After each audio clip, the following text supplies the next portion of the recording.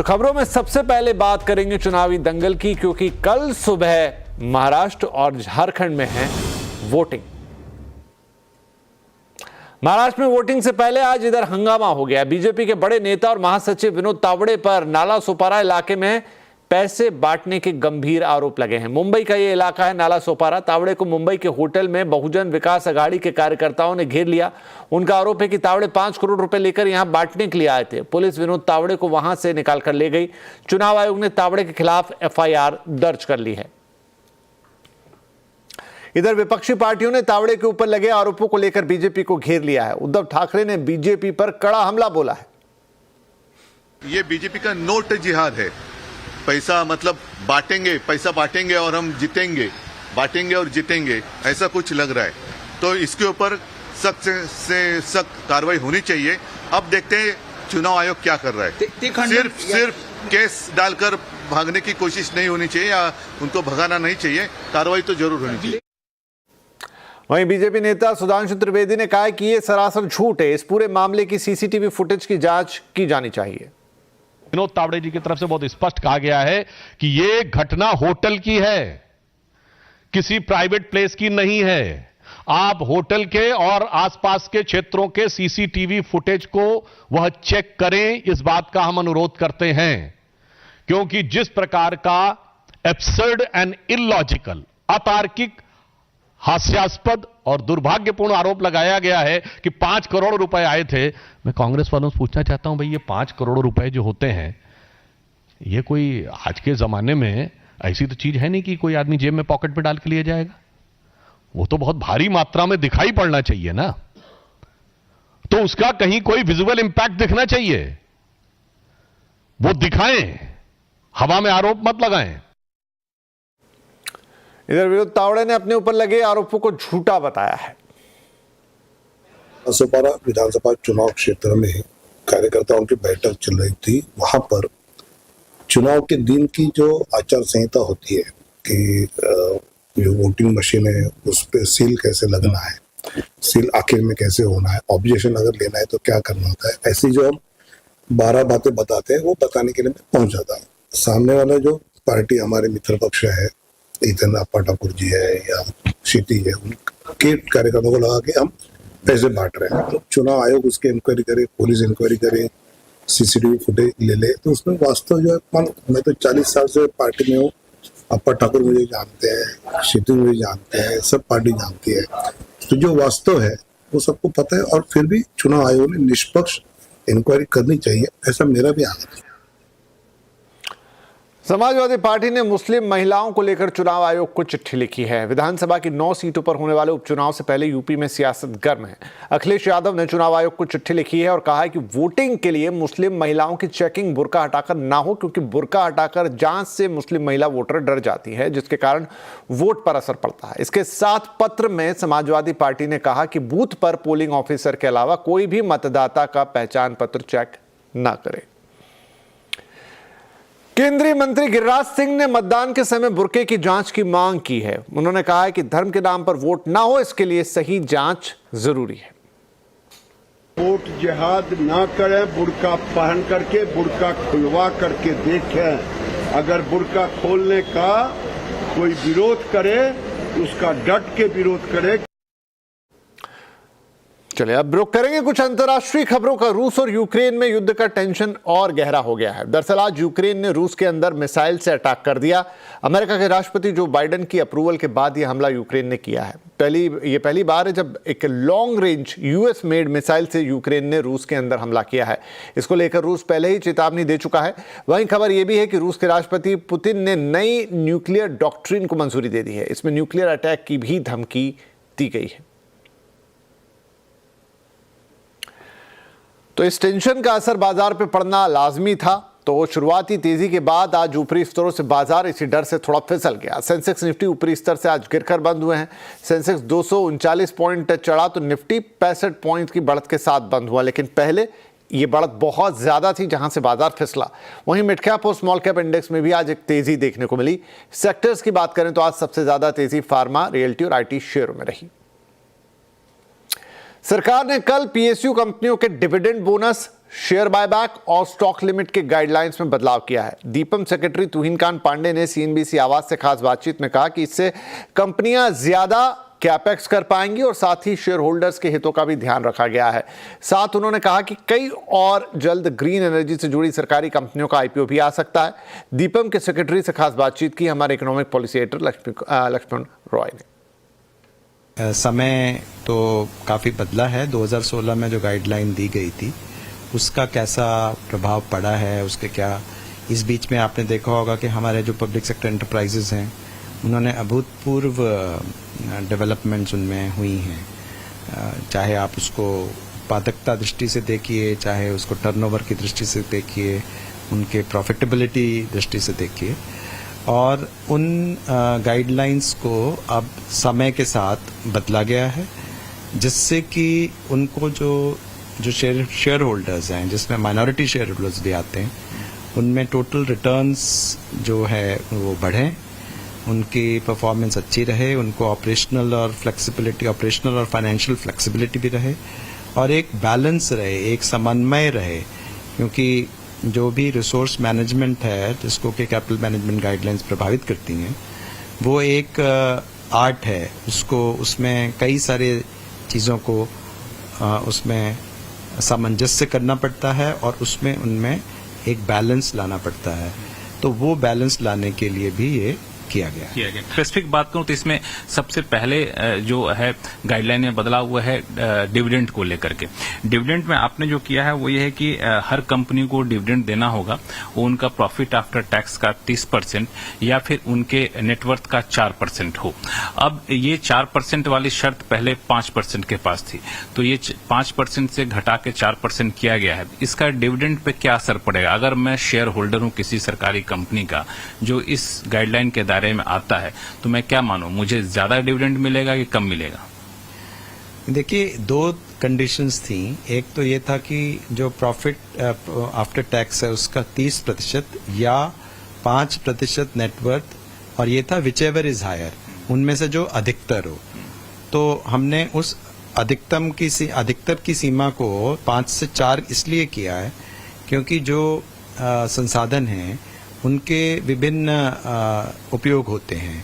एक सबसे बड़ा उपयोग है कि अपनी कैपेक्स ग्रोथ के लिए उनको लगाया जाए। अब यदि हम ज़्यादा डिविडेंड यदि ले लेंगे तो वो जो उनका जो कैपेसिटी है कैपेक्स की वो भी कम हो जाएगी। तो ये एक इम्पॉर्टेंट है कि हम जो ग्रोथ ऑफ द एंटरप्राइजेस का भी ध्यान रखें।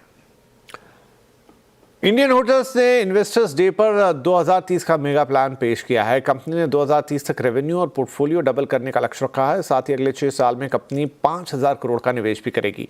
2030 तक के मेगा प्लान पर कंपनी के एमडी और सीईओ पुनीत चटवाल से खास बातचीत की हमारे सहयोगी मंगलम मालू ने।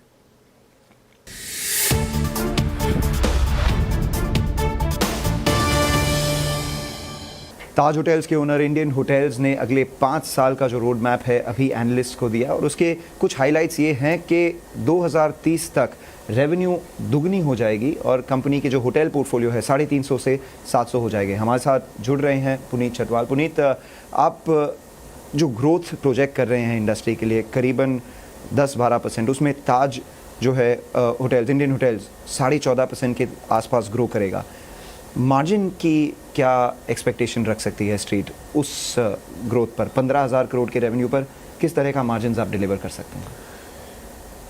Firstly thank you for having me. हमेशा सीएनबीसी आवाज़ से जुड़ने में जो सवाल जो आप पूछते हैं और जो भी आपने पूछा उसमें एग्जैक्ट नंबर देना तो बहुत मुश्किल है, क्योंकि जब तक हम दे सकते थे पिछले 7 साल में हमने ये नंबर दिया, बट एक पॉइंट आ जाता है रेवेन्यू आर अबव 33%। ये हमने पिछले साल किया। अब 33% इन अ कैपिटल हैवी और लेबर हैवी सेक्टर में is a very good margin. अभी जिस तरीके से लग रहा है जो हमारे Q1 और Q2 के रिजल्ट्स को देखते हुए, तो ये मार्जिन 33 से ज़्यादा भी हो सकता है। तो अब ये कब तक ये ऐसे सिलसिला चलता रहेगा, we don't know. All we know कि हम अपना बिजनेस मॉडल जो है, द राइट मिक्स, जो हमारा स्वीट स्पॉट है कैपिटल हैवी और कैपिटल लाइट, वो काम मैनेजमेंट का वो हम कर सकते हैं।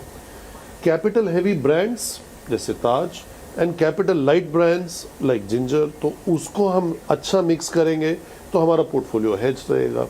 और नंबर 3, जिस तरीके से हम ग्रो कर रहे हैं और हर साल 30 से 50 अगर होटल्स आने वाले सालों में खोलते जाते हैं और वो इस फॉर्मूला पे आते हैं with maximum portion being on capital light and limited और strategic portion being on capital heavy, तो हमारे मार्जिन्स प्रोटेक्टेड भी रहेंगे और बढ़ भी सकते हैं अगर हमारे रेट्स और वेडिंग्स और इवेंट्स और कन्वेंशंस कंट्री में बढ़ते रहे। पर रेट्स को अगर हम देखें तो आप अगले 5 सालों में कई सारे ब्रांड्स नए नए या जो एग्जिस्टिंग ब्रांड है उनको काफ़ी ज़्यादा ग्रो करेंगे। जिंजर, आमा स्टेज और क्यूमिन जो जैसे बिजनेसेस हैं उनको आप 30% के ग्रोथ से बढ़ाएंगे हर साल अगले 5 सालों तक, तो उनका इम्पैक्ट आपके एवरेज रूम रेट या मार्जिन पर आ सकता है, वो दिखेगा अगर?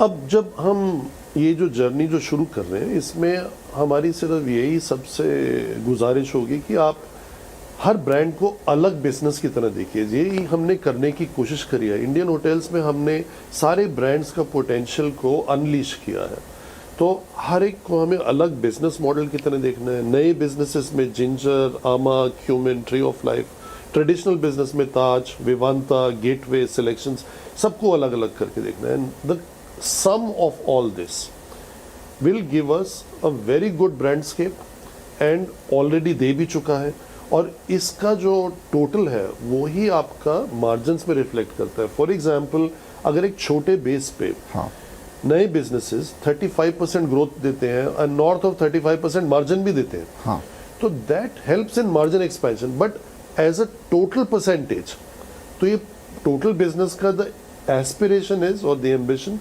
Is to have 25% of the total.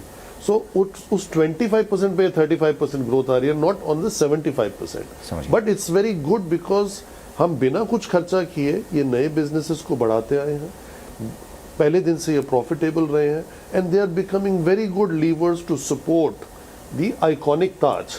तो ताज तो अपना काम बहुत बेहतरीन तरीके से ये ब्रांड आगे बढ़ा है और आगे बढ़ता रहेगा, और साथ साथ ये और जो इतने सारे ब्रांड्स खड़े हो गए हैं, इससे जो potential, true potential of Indian hotels इसी से अनलीश होगा। आखिरी सवाल, सबकी नज़र आपके 2400 करोड़ कैश पर है।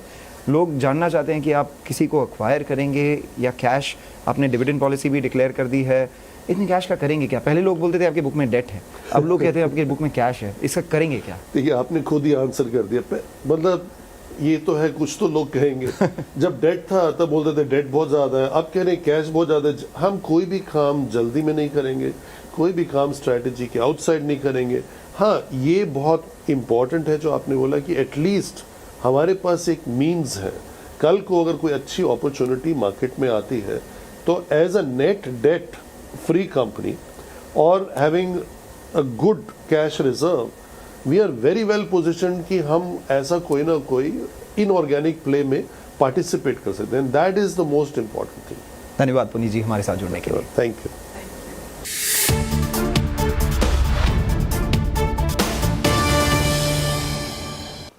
अब लैब में बनाए गए डायमंड्स की पहचान आसान होगी। सरकार डायमंड की पहचान के लिए गाइडलाइंस लेकर आएगी। खबर पर ज्यादा जानकारी दे रहे हैं हमारे संवाददाता असीम मनचंदा। आजकल नेचुरल डायमंड और लैब ग्रोन डायमंड के बीच में अंतर बताना काफी मुश्किल हो गया है, खासतौर पे कि लैब में डायमंड बनाने वाली कंपनियां इसे नेचुरल और जेन्युइन डायमंड बता करके बेच रही हैं। जो कस्टमर है उसको भी इसको लेकर के काफी कंफ्यूजन रहता है कि ये असल में डायमंड है या नहीं है। तो इसको लेकर के आज सेंट्रल कंज्यूमर प्रोटेक्शन अथॉरिटी ने सभी स्टेक होल्डर के साथ बैठक बुलाई थी। बैठक में एक रेगुलेशन या ड्राफ्ट गाइडलाइंस बनाने के ऊपर चर्चा हुई। सरकार ने अभी 3 गाइडलाइंस इसके ऊपर फाइनल की है। सबसे पहले तो जो भी कंपनियां ये डायमंड बना रही हैं उनको अपने लेबल के ऊपर पूरी जानकारी देनी पड़ेगी कि ये डायमंड कहां बनाया गया और ये इसके बनाने के अंदर कौन सी प्रोसेस का इस्तेमाल किया गया। दूसरी बात, जो कंपनियां हैं वो नेचुरल डायमंड या जेन्युइन डायमंड जैसे शब्द का इस्तेमाल नहीं कर पाएंगी, उनको ये बताना पड़ेगा कि ये सिंथेटिक डायमंड है। और तीसरी सबसे बड़ी बात, जो लैब में डायमंड बनाती है उन कंपनियों के लिए एक एक्रेडिटेशन सिस्टम बनाने के ऊपर भी विचार चल रहा है। सरकार ने सभी स्टेक होल्डर के साथ इसके ऊपर चर्चा की है और जल्दी इसके लिए एक रेगुलेटरी फ्रेमवर्क लेकर के आ सकती है। और उसके बाद जो लैब ग्रोन डायमंड है या नेचुरल डायमंड है उनके बीच में डिफरेंस करना काफी आसान हो जाएगा। दिल्ली की हवा में कल से मामूली सुधार है, लेकिन औसत 500 के ऊपर है। आखिर क्यों दिल्ली में प्रदूषण खत्म होने का नाम नहीं ले रहा, बताएंगे आपको इस ब्रेक के बाद।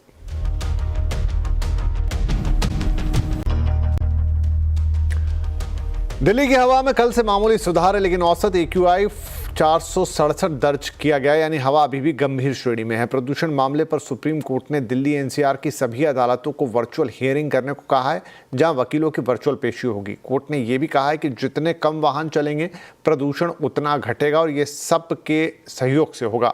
बता दें कि प्रदूषण के स्तर को देखते हुए दिल्ली में ग्रैब 4 लागू कर दिया गया है।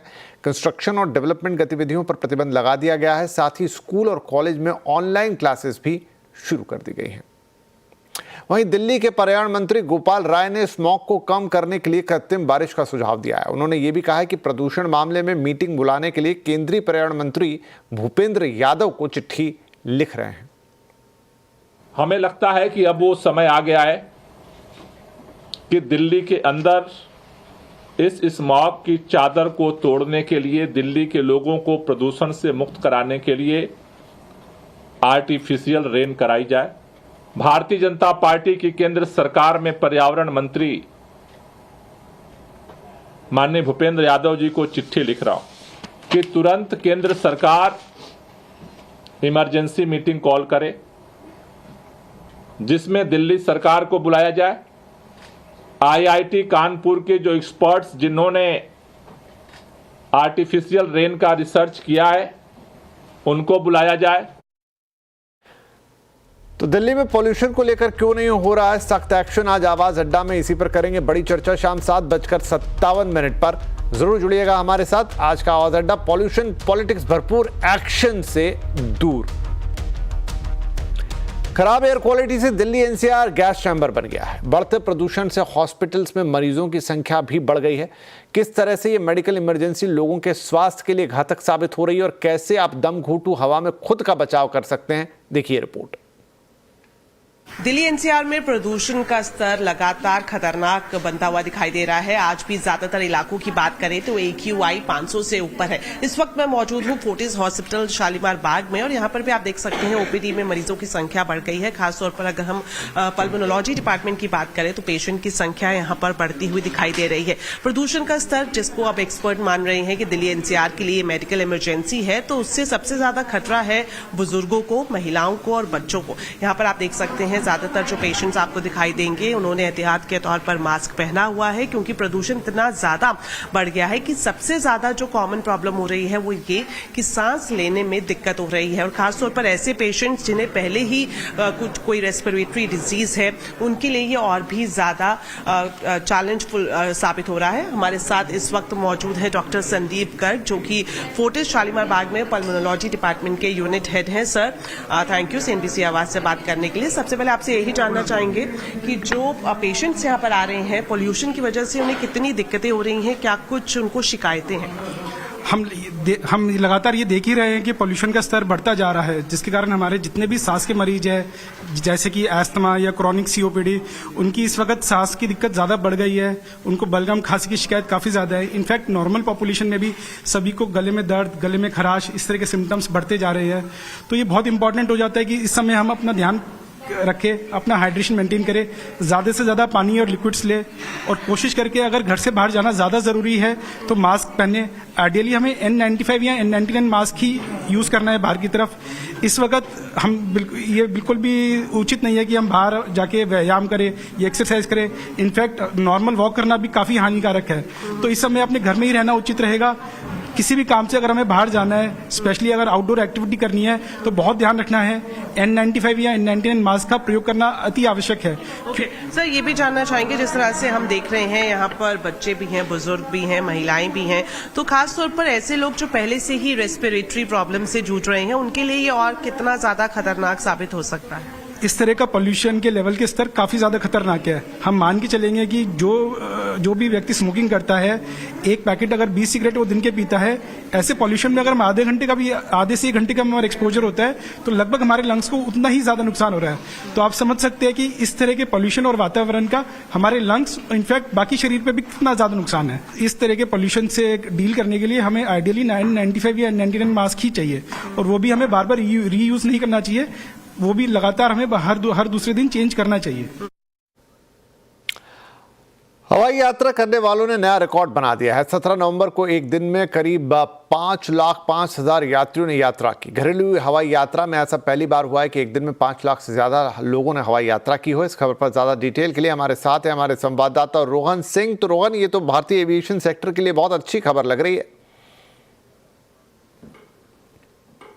जी, अधिकतर ये वो ट्रैफिक है जो फेस्टिविटी से लौट रहा है और अभी चूंकि ईयर एंड बचा हुआ है तो हमें कुछ और अच्छी खबरें आने वाले दिनों में देखने को मिल सकती है। बहरहाल जो रिकॉर्ड बना है, पहली बार इतिहास में 5 लाख यात्रियां जो डोमेस्टिक ट्रैवलर्स हैं उन्होंने एक दिन में ट्रैवल किया है। 5,05,000 का फिगर रहा है।